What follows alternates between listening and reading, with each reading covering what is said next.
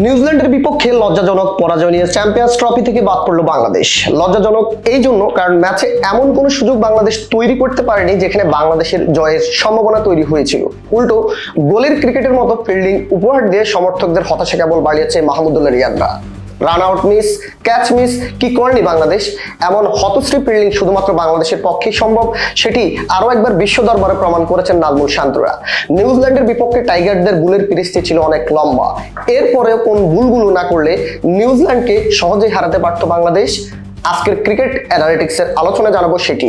সঙ্গে রয়েছি আমি মোহাম্মদ নিলয়।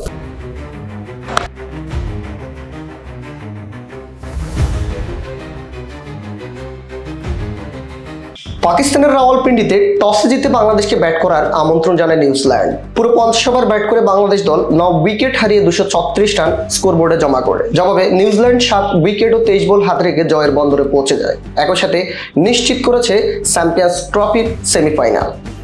লজ্জাজনক পরাজয়ের পর টাইগার অধিনায়ক নাজমুল হোসেন শান্ত বলেন, প্রথম 10 ওভার যেভাবে ব্যাট করেছি আমাদের আরো অনেক রান করা উচিত ছিল, কিন্তু আমরা ব্যাটাররা হতাশ করেছি। আসলে নিউজিল্যান্ডের কাছে কিছু আশা দেখা নিয়ে মুহূর্ত ছাড়া সমর্থকদের জন্য কিছুই দিতে পারলো না বাংলাদেশ ক্রিকেট দল। টানা 2 ম্যাচ বড় ব্যবধানে হেরে আইসিসি চ্যাম্পিয়ন্স ট্রফি থেকে বাদ পড়লো তারা।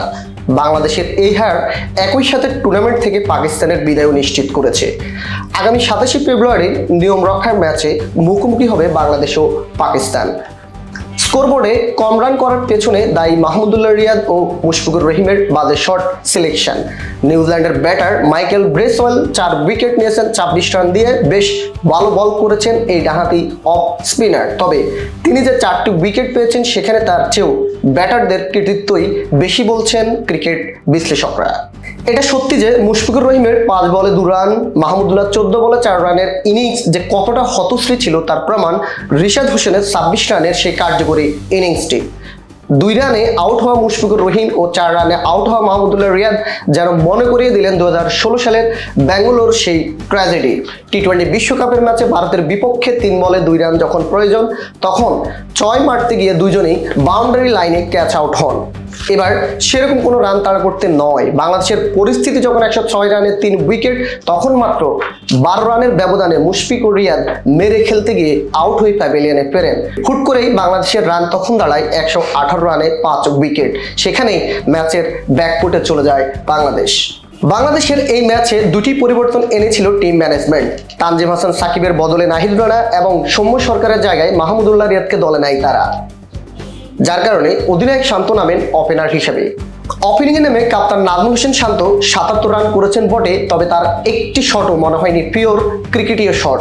70 স্ট্রাইক রেটে তিনি ব্যাট করার পরেও যখন দলের প্রয়োজনে হাত খুলে খেলার সুযোগ, ঠিক তখনই তিনি 38তম ওভারে আউট হয়ে ফিরে যান প্যাভিলিয়নে। ইন্টারেস্টিং বিষয় হচ্ছে শান্তর স্লো স্ট্রাইক রেটের এই 70 রানকে তার ভেরিফাইড সোশ্যাল মিডিয়া পেজ থেকে বলা হয় রিমার্কেবল ইনিংস।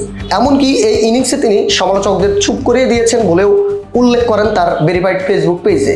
এমন একটি ইনিংস কিভাবে রিমার্কেবল হয় সেটি নিয়েই হয়তো ভবিষ্যতে গবেষণা করবেন ক্রিকেট সংশ্লিষ্টরা। সমর্থকদের করা সমালোচনার পরেও ব্যাটিং ইন্টেন্টে কোনো পরিবর্তন আনেন না টাইগার ব্যাটাররা, তাই ফলাফল যা হওয়ার তাই হয়। নিজ দেশের লিগের একাদশের সুযোগ না পাওয়া ক্রিকেটার কিভাবে জাতীয় দলকে নেতৃত্ব দেয় সেটা নিয়ে উঠেছে প্রশ্ন। এই দায়ভার শুধু ক্রিকেটারদের নয়, দলের ব্যর্থতার দায় নিতে হবে বোর্ড কর্তাদেরও। আমি এতক্ষণ বললাম বাংলাদেশের যে উল্লেখযোগ্য বুলগুলো ছিল, যে বুলের জন্য বাংলাদেশ আসলে নিউজিল্যান্ডকে হারাতে পারেনি। আপনারা যদি আমার সাথে একমত হয়ে থাকেন সেটি কমেন্টে জানান, এবং আপনারা কি মনে করেন যে কি কি কারণে বাংলাদেশ নিউজিল্যান্ডের বিপক্ষে কম্পিটিটিভ সেই ক্রিকেট খেলতে পারেনি, সে বিষয়গুলো আপনারা কমেন্টে জানান। আমাদের পুরো অনুষ্ঠানটি দেখার জন্য আপনাদেরকে ধন্যবাদ। আমাদের সঙ্গেই থাকুন।